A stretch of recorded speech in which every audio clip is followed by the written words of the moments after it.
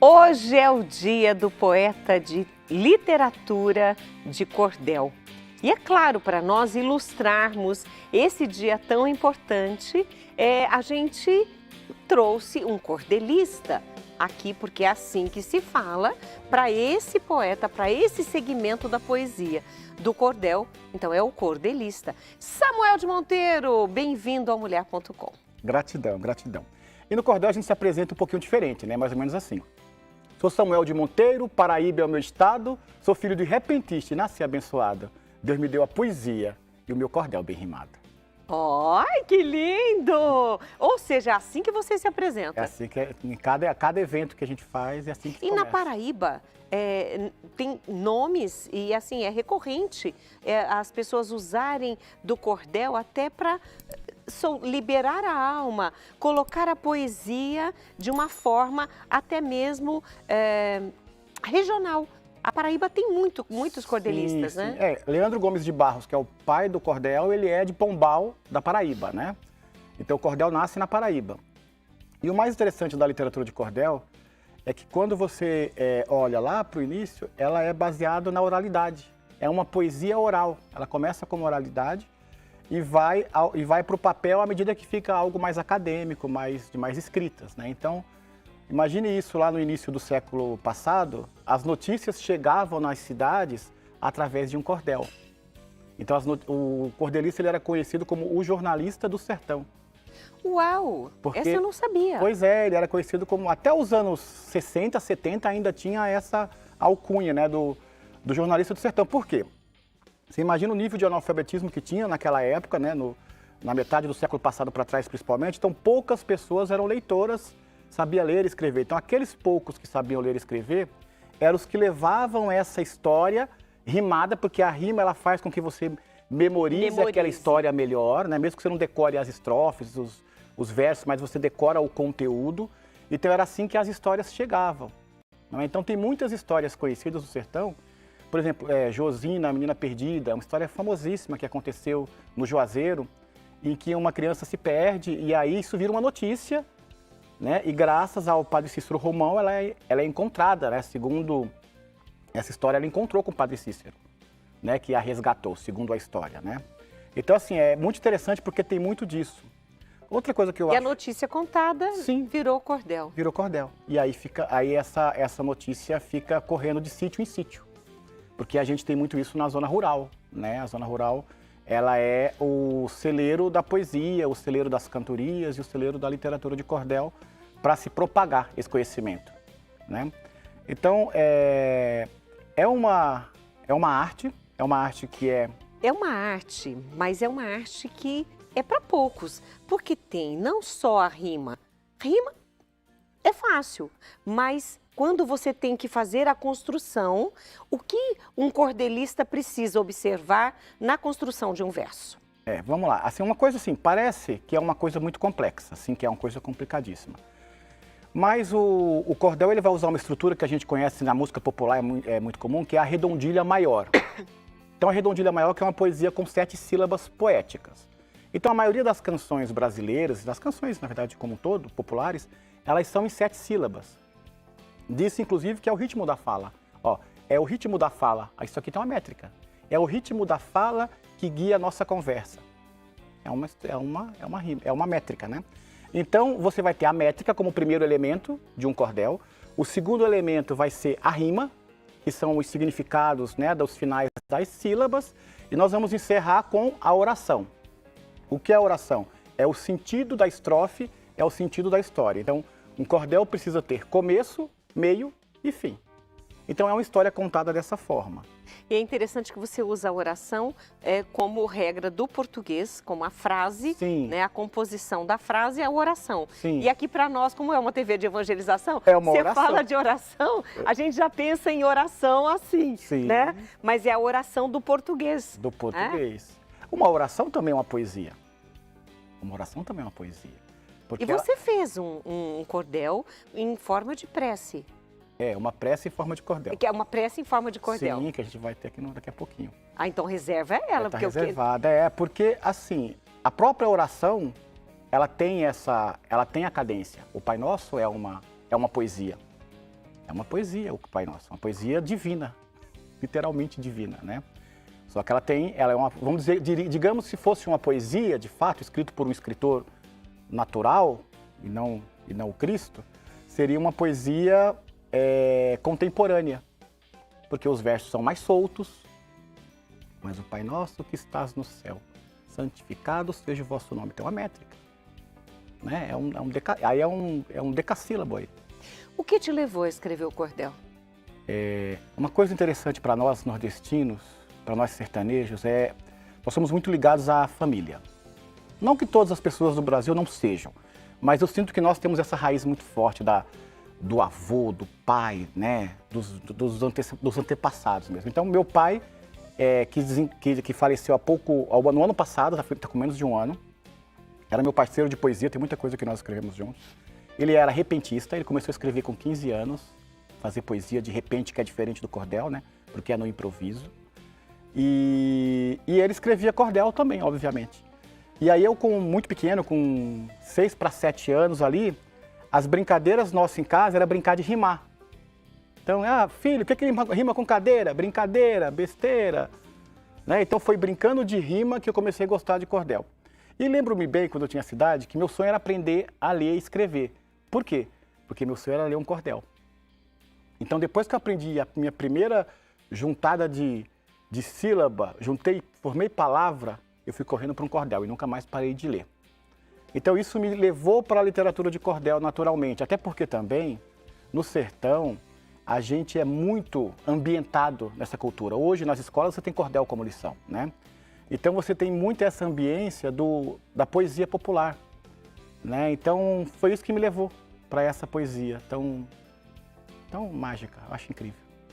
Agora, você precisa de um tema, precisa de um tempo, você precisa estudar quando alguém te encomenda um cordel especificamente. Como é essa construção? Porque a regra você nos passou, Sim. Mas e a criatividade, a inteligência para colocar tudo isso? É interessante, assim, eu costumo dizer que tudo pode virar cordel, né, na poesia. Então você pode fazer um cordel... Mulher.com virou um cordel hoje. Com o tempo vira até algo mais longo, né? Então o cordel ele pode ser algo de homenagem, pode ser anedótico, pode ser uma crítica social, pode ser uma alegoria. Então pode ser várias temáticas. Então vamos imaginar como é que eu escrevo o meu cordel, o que me guia no meu cordel. Então eu canto muito, eu escrevo muito o meu sertão, eu escrevo muito o fantástico, o sagrado, né? Porque uma coisa também do nordestino é essa ligação com a fé, né? A gente é aquele que fala, né, que quando chove a gente reza, a gente agradece, porque a chuva para nós é muito sagrada. Então a gente é muito ligado com a chuva, com a seca, com as coisas do meu sertão, né? Então imagina eu aqui, um nordestino morando em Campinas. Então eu canto minha terra o tempo todo, porque eu preciso matar a saudade, né? É uma forma de matar a saudade. Sim, aí vamos falar dos cordéis encomendados, porque acontece. Os cordéis encomendados, geralmente eu crio um roteiro, né, de perguntas pro meu homenageado ou para a pessoa que solicita aquele cordel. E aí eu crio uma história, geralmente eu crio uma metáfora. Porque às vezes as histórias como elas são, elas não têm a graça, o impacto do cordel. Porque o cordel precisa ter umas reviravoltas, não é? Então o que faço eu? Eu crio geralmente um personagem, algumas personagens, tem até alguns aqui nesse meio que deve ter algum dessas formas. Né? Eu vou dar um exemplo, eu tinha uma história de um menino que tinha desaparecido num trem. Então ficou A Aventura de Caio, né? O menino perdido. Então tá lá, a aventura do Caio. Não, a aventura de Caio, o filho de Camarguinho. Então eu conto toda aquela saga dele indo pro trem, dele se perdendo no trem. Então preciso ter esse ápice também, né? Então, isso também faz prender a atenção de quem ouve o cordel. O cordel precisa ter ela tem que ter uma coisa de segurar a atenção. E é interessante que aí o cordel ele tem uma coisa que é do que? Lá de onde nós trouxemos o cordel, que é lá da Península Ibérica, né? Dos trovadores. Como é que eles faziam para vender a sua poesia? Eles declamavam aquela poesia numa folha, porque não tinha como levar no lombo de um animal um livro, né? Para sair vendendo de porta em porta, de estalagem em estalagem. E ali ele pendurava nos varais, aí sim tinha o cordel, o tipo de um prendedor ali que ele prendia. E aí ele fazia aquela declamação de poesia. Então, o sertanejo faz igual. Obviamente que nós não penduramos em varal, nós colocamos numa mala ou numa esteira. E aí nós fazemos o quê? Nós declamamos um cordel até um ponto. Quando chega naquele ponto do auge, meu senhor, minha senhora, é apenas R$3 na minha mão. Por R$3 você tem o final da história de Caio, o filho de Camarguinho. Você quer saber o que aconteceu com Caio? Por R$3 você tem a história do Caio completa aqui na minha mão. Então você imagine isso, no tempo do meu pai principalmente, do J. Borges, né, que nos deixou também há pouco, essa semana passada, eles vendendo isso na feira, e eles contam que eles vendiam 800, 1000 cordéis no final de semana. Isso é uma coisa incrível, é uma tiragem incrível no final de semana numa feira, de um único título, não é? Então hoje você vai vender cordel, você vende 100, 200, 300, 400. Mas você imagina você vender 1000 cordéis de um título?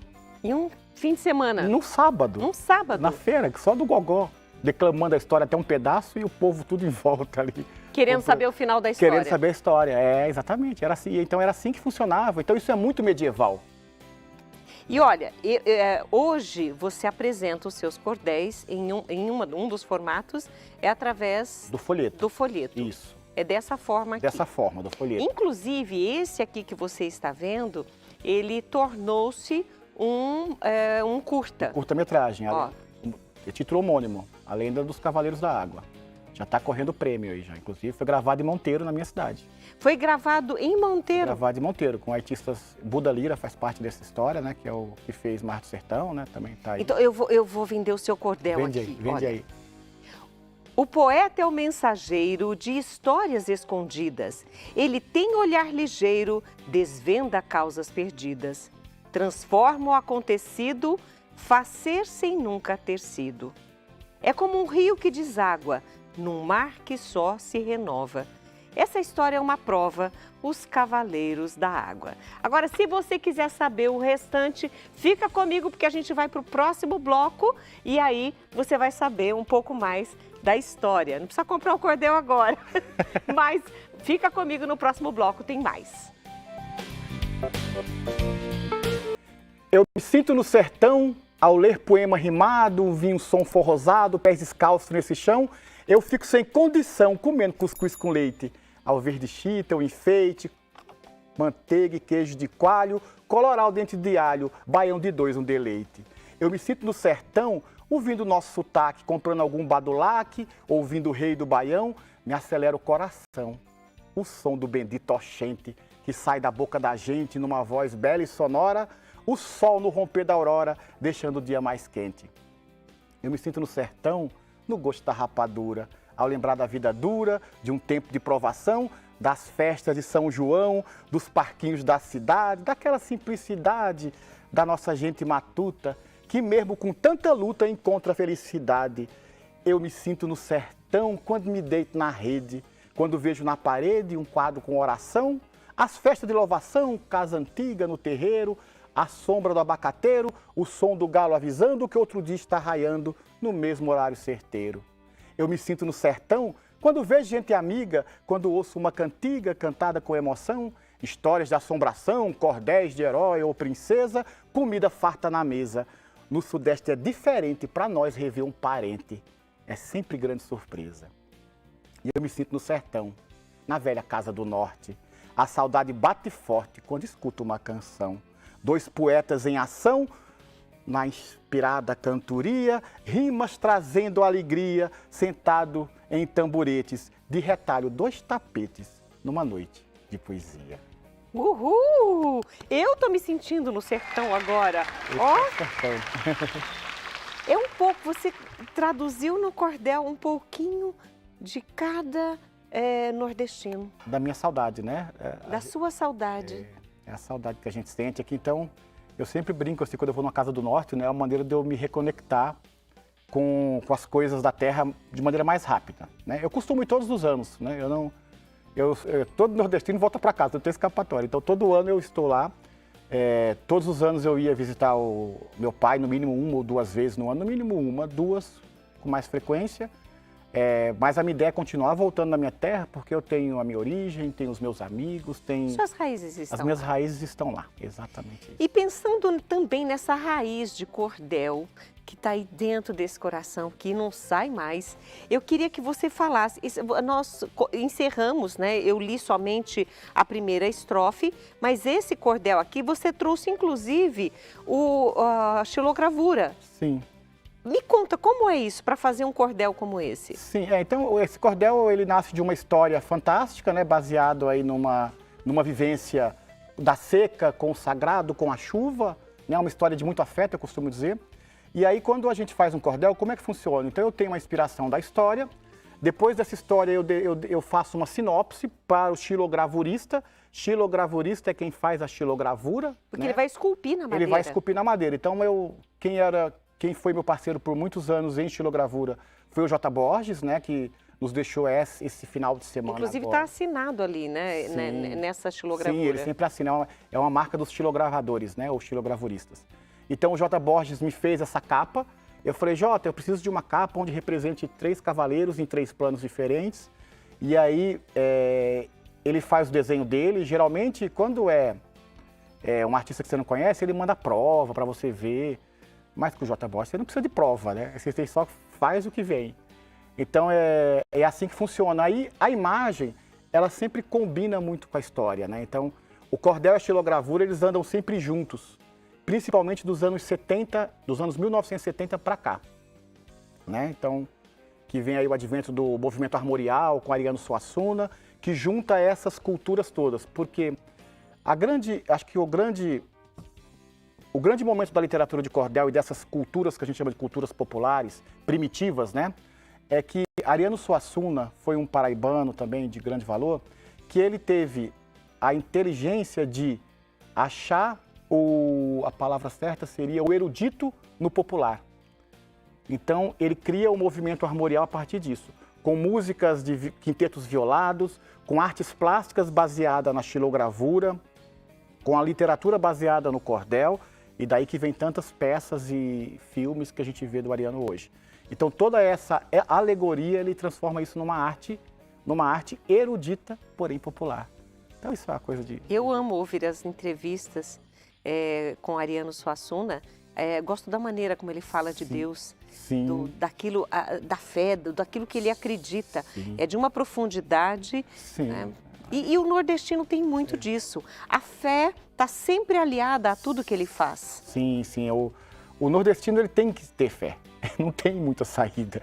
Porque a seca, assim, como eu disse para você, falando um pouquinho dessa coisa medieval, o sertão, o cordel, eu tenho certeza, é assim, uma teoria que eu alimento muito, que ele se deu tão bem no Nordeste, ele se deu tão bem nessa aridez do sertão, porque ele tem essa coisa de medieval.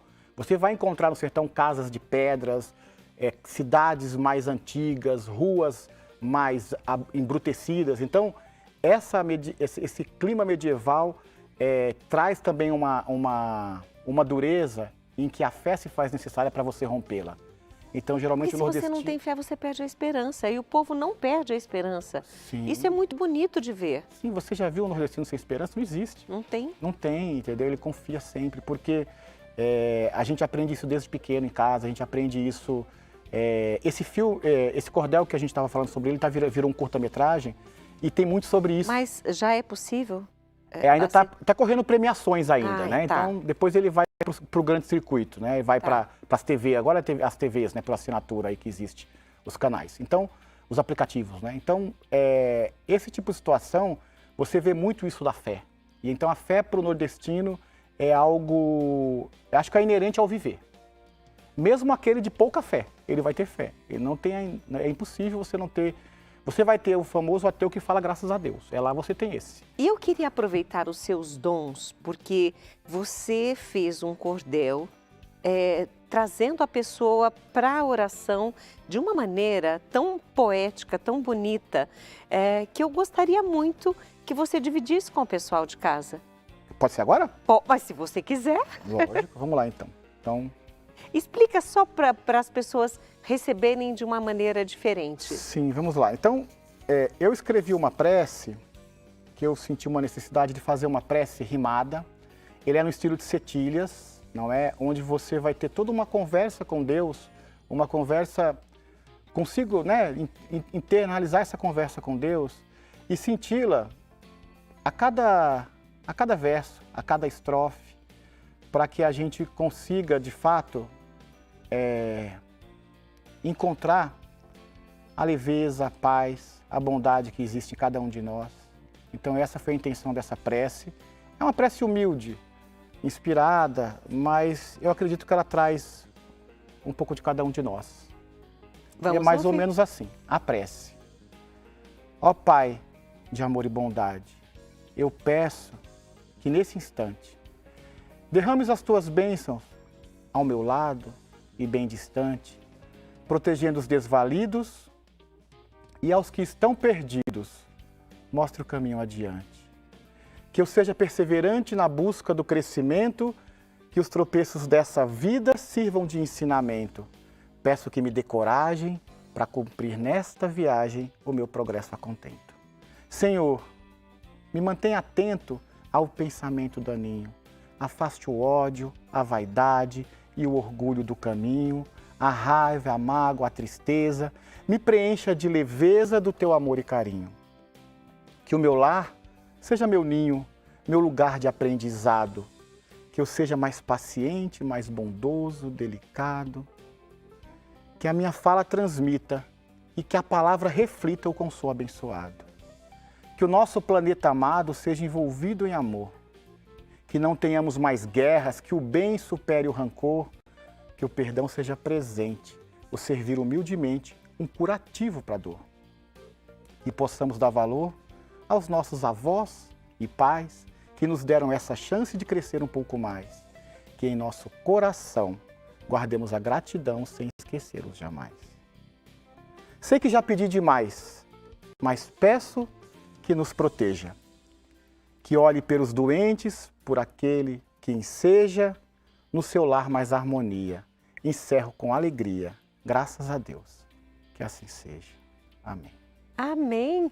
Gente, que coisa mais linda. Assim seja.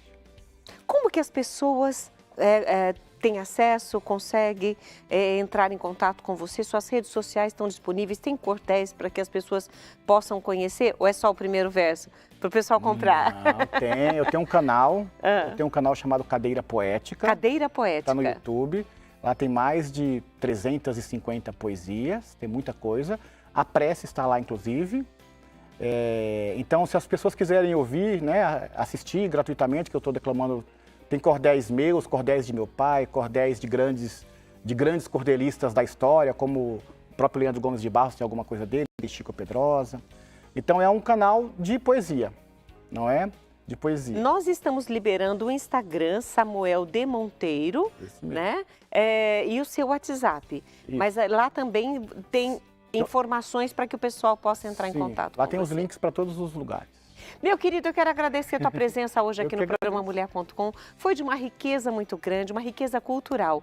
E nós teremos no próximo bloco, para você que acompanha o programa, um pouco mais de arte, mas uma arte diferente, que é a arte da mega artesanal. Fique com a gente, que a gente volta já.